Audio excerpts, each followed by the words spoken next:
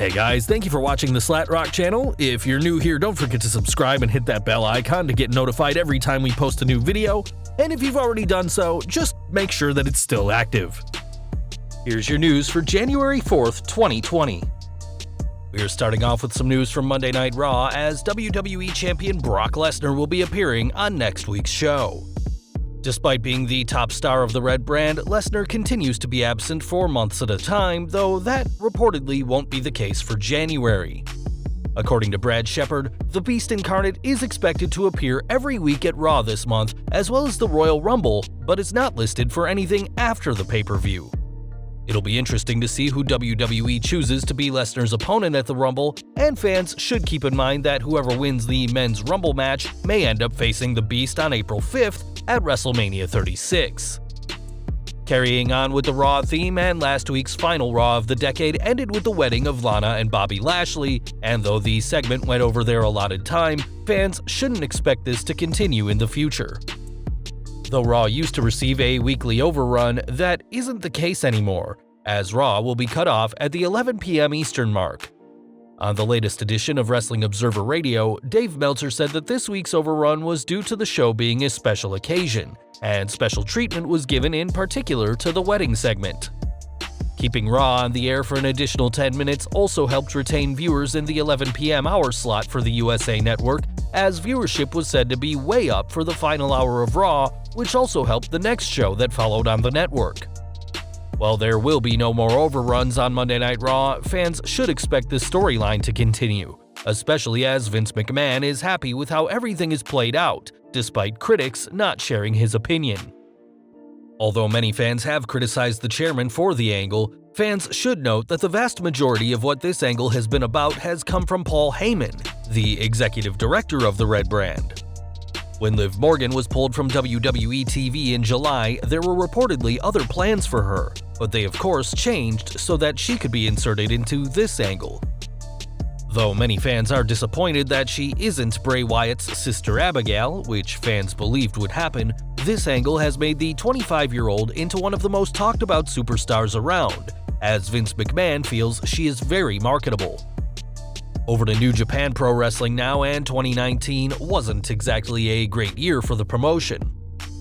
Thanks to upstart company AEW, New Japan lost many of its top stars, including Kenny Omega in 2019, and these two companies have remained distant from each other, leaving fans to wish they could come to some sort of working agreement. During the latest Wrestling Observer Radio, Brian Alvarez revealed that this wish may have come true, as though neither company has announced anything substantial, they are closer than ever to being friendly. He said, "The two sides are, how can I say this? So, AEW allowed New Japan to promote this Tanahashi-Jericho match using the AEW Championship belt. So Tanahashi did an interview with Tokyo Sport and said if I beat Chris Jericho, I want a shot at the AEW title. Chris Jericho then did a response saying, if you win, I'll give you a shot at the AEW title." Things have changed to the point where Tony Khan and AEW are allowing New Japan to use the AEW belts on the show. With all that said, I know everyone got very excited, but I fully expect Chris Jericho to beat Hiroshi Tanahashi. I fully expect that nothing substantial is going to be changing in the next couple of days, for the next couple of weeks, maybe ever. New Japan using the AEW title for their storyline could be a big deal, but it also could lead to nothing, and time will tell just how 2020 goes for both promotions. While the door isn't fully open between the two companies, it has been opened a crack, though it might not be a great idea to bet any money on the two companies announcing a partnership anytime soon. Back to WWE now, and Stone Cold Steve Austin remains to be a big part of the company thanks to his Broken Skull Sessions, which has just announced its latest guest. After appearances by The Undertaker and Goldberg, the WWE Network Twitter account revealed yesterday that Kane will be the guest on the third episode of the interview series.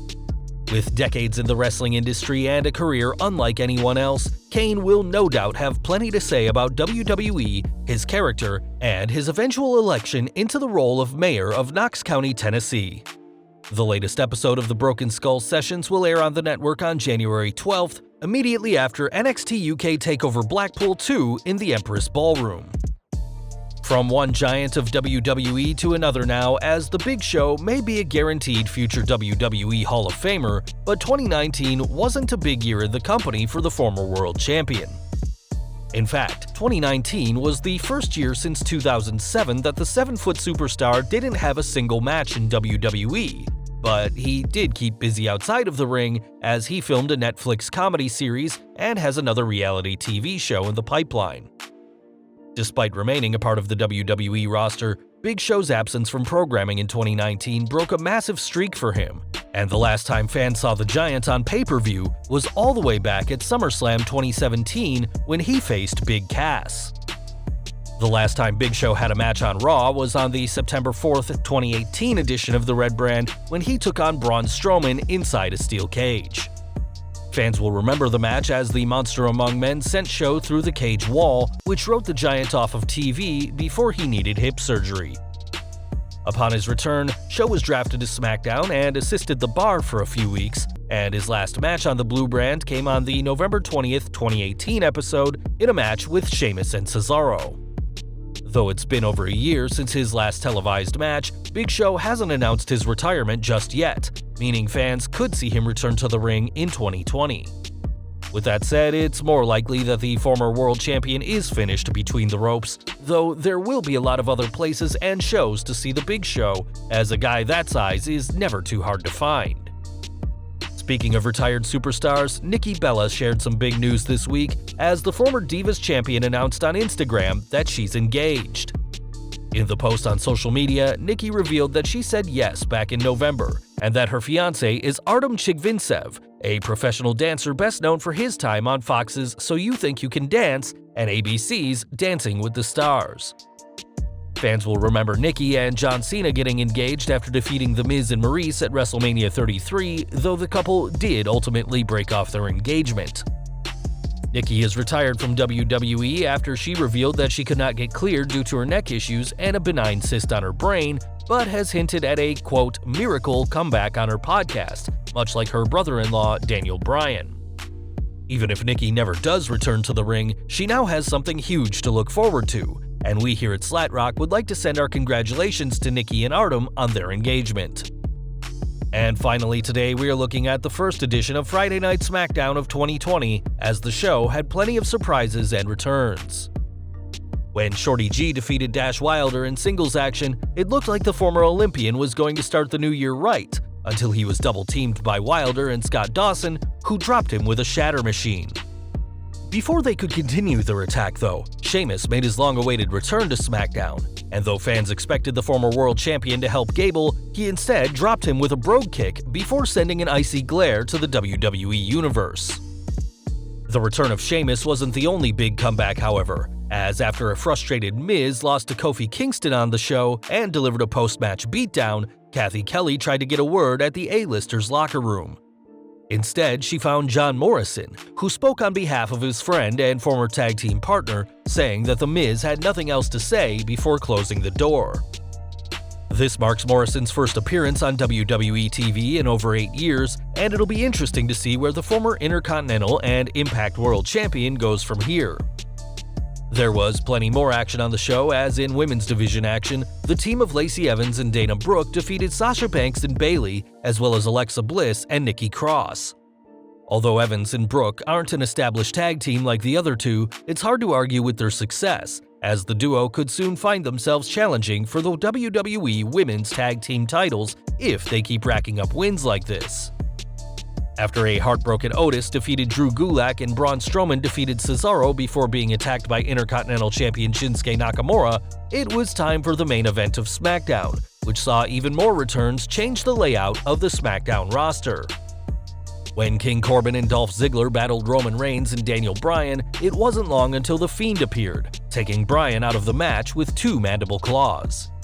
Though Reigns was left to fend for himself against Corbin and Ziggler, he would receive backup from his family, as the Usos made their return to the show, delivering a couple of super kicks to the heels before helping their cousin to his feet. With 2019 being a bad year for both Jimmy and Jay thanks to some brushes with the law, it's good to see the former tag team champions back on SmackDown, as they hope to make 2020 a much better year. With 3 huge returns and an appearance by the Universal Champion The Fiend, SmackDown certainly kicked things off right in 2020.